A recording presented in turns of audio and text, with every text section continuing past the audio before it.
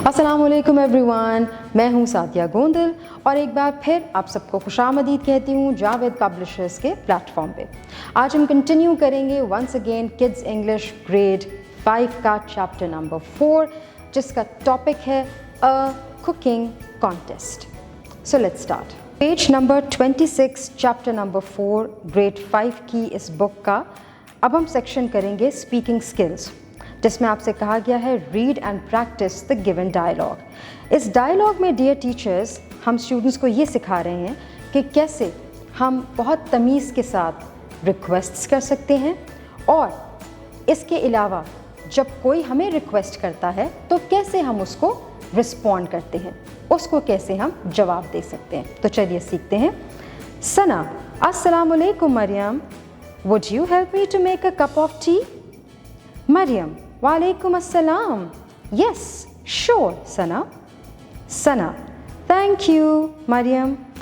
आप इसके लिए दो स्टूडेंट्स को क्लास के सामने बुलाइए और उन्हें कहिए कि वो इन दोनों डायलॉग्स को अदा करके क्लास को ये बताएं कि कैसे इसको प्रैक्टिस किया जा सकता है।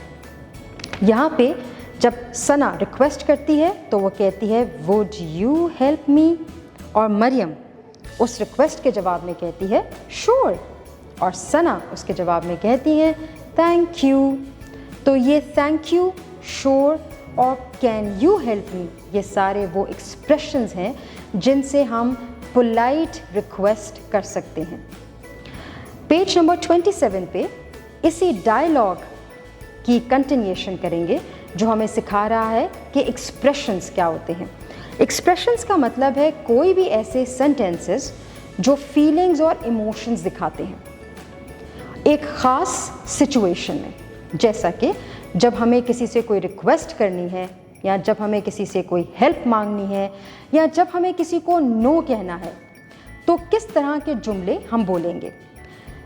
पेज नंबर 27 पे आपको दो तरह के एक्सप्रेशंस नज़र आ रहे हैं, making a request and responding to request. यानी जब आप रिक्वेस्ट करते हैं तो क्या कह सकते हैं, और जब आप किसी की रिक्वेस्ट सुनते हैं तो क्या कह सकते हैं।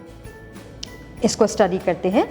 Would you help me with this, कोई आपको ये रिक्वेस्ट करता है तो आप इसके रिस्पॉन्स में कह सकते हैं यस श्योर, या फिर विल यू लेंड, इसके जवाब में आप कह सकते हैं नो आई एम सॉरी। यानी आपने सिर्फ नो नहीं बोलना, क्योंकि आप उनको इनकार कर रहे हैं तो आप साथ में ये भी कहेंगे I am sorry for that. Can you show मी, इसके जवाब में आप कह सकते हैं for sure, okay let's go. इसके अलावा मैं आपको एक एग्जाम्पल अपनी तरफ से दे रही हूँ, जैसे कि could you please speak a little bit louder, और इसके जवाब में हम कह सकते हैं श्योर नो प्रॉब्लम। आपके पास पेज नंबर 27 पे क्वेश्चन नंबर 3 यहाँ पे आ रहा है। आपसे कहा जा रहा है role play a dialogue using expressions to express regret and respond to request. तो चलिए हम एक सिचुएशन बनाते हैं जिसमें एक फ्रेंड अपनी दूसरी फ्रेंड से रिक्वेस्ट कर रही है कि मुझे मैथ्स का ये क्वेश्चन समझ में नहीं आ रहा है, आप मेरी हेल्प करेंगी। तो चलिए इस पे डायलॉग बनाते हैं।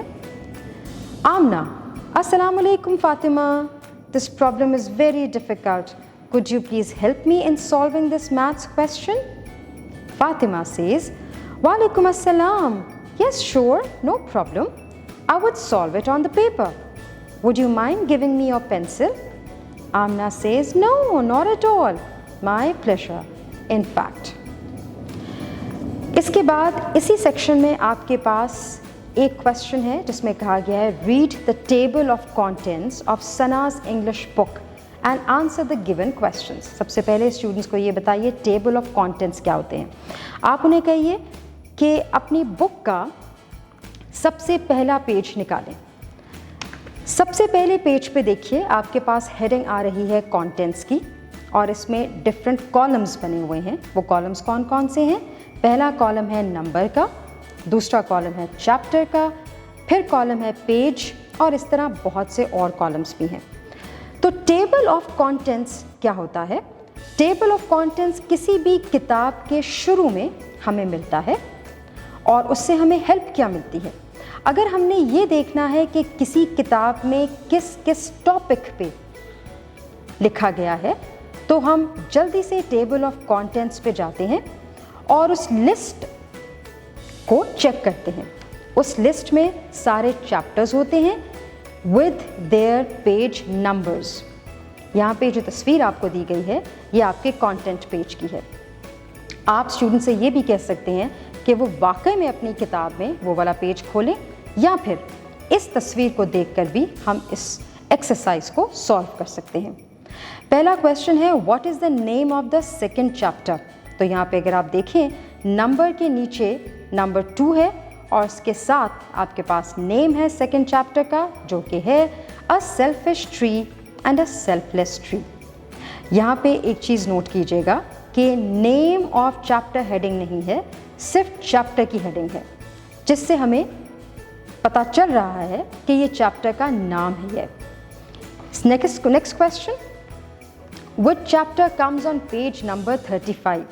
आप स्टूडेंट से कहिए कि वो पेज वाले कॉलम में जाएं और 35 देखें कहाँ लिखा हुआ है। ये सबसे आखिर में लिखा हुआ है, इसके पीछे ही आपके पास चैप्टर का नाम लिखा हुआ है, जो कि है rock climbing. C question is what is the page number of the 5th chapter. यहाँ पे आप स्टूडेंट से कहिए कि वो दोबारा चैप्टर नंबर के कॉलम में जाएं और उसमें 5th चैप्टर देखें। 5th चैप्टर के साथ ही आपका पेज नंबर लिखा हुआ है, जो कि है पेज नंबर 20। पेज नंबर 27 पे आपके पास नेक्स्ट क्वेश्चन है ग्लॉसरी का, और इसमें आपसे कहा जा रहा है read the given glossary related to cooking and also learn these words. सबसे पहले स्टूडेंट्स को बताते हैं हम कि ग्लॉसरी होती क्या है। Glossary alphabetical list of words होते हैं जो कि किसी भी सब्जेक्ट से रिलेटेड होते हैं। आप ऐसे कह सकते हैं कि जैसे अगर आपके पास सब्जेक्ट है कंप्यूटर और उसकी आपने ग्लॉसरी बनानी है, तो कंप्यूटर की एक सब्जेक्ट है, उसके क्या क्या टर्म्स हो सकते हैं, कंप्यूटर के क्या क्या लफ्ज़ हो सकते हैं जो हम पढ़ते हैं। हम कंप्यूटर में पढ़ते हैं CPU, मॉनिटर, माउस, लेकिन जब हम इसको लिखेंगे तो हम इसको अल्फ़ाबेटिकली लिखेंगे। अल्फ़ाबेटिकल का मतलब ये है कि आपके पास A वाले वर्ड्स पहले आएंगे, B वाले वर्ड्स बाद में आएंगे, C वाले वर्ड्स 3rd नंबर पे आएंगे। इसी तरह A B C D E F G alphabetically आप सारे वर्ड्स को लिखेंगे। अब जैसे कि हम कंप्यूटर ग्लॉसरी की बात करते हैं तो उसमें मिसाल के तौर पे आपके पास 3 लफ्ज़ हैं, CPU, मॉनिटर, माउस। इसमें CPU स्टार्ट हो रहा है C से, CPU पहले आएगा। मॉनिटर स्टार्ट हो रहा है M से, और तीसरा वर्ड है माउस, वो भी स्टार्ट हो रहा है M से। जब दोनों वर्ड सेम अल्फ़ाबेट से स्टार्ट हो रहे हो तो फिर क्या करेंगे, फिर हम उस वर्ड का दूसरा लफ्ज़ देखेंगे। जैसे कि मॉनिटर में M के बाद आ रहा है O, लेकिन माउस में भी M के बाद आ रहा है O। तो चलिए अब तीसरा लफ्ज़ देखते हैं, MON मॉनिटर, और माउस में MOU। अब N पहले आता है और U बाद में आता है, तो मॉनिटर हम पहले लिखेंगे और माउस हम बाद में लिखेंगे। यहाँ पे आपको ग्लॉसरी दी गई है कुकिंग ग्लॉसरी। इसमें आप देखिए आपके पास लफ्ज़ हैं bake, to cook food in oven. दूसरा वर्ड है चॉप, टू कट और स्लाइस समथिंग। तीसरा वर्ड है culinary, इसका मतलब है रिलेटेड टू कुकिंग। चौथा वर्ड है dough, dough is a mixture of flour and water.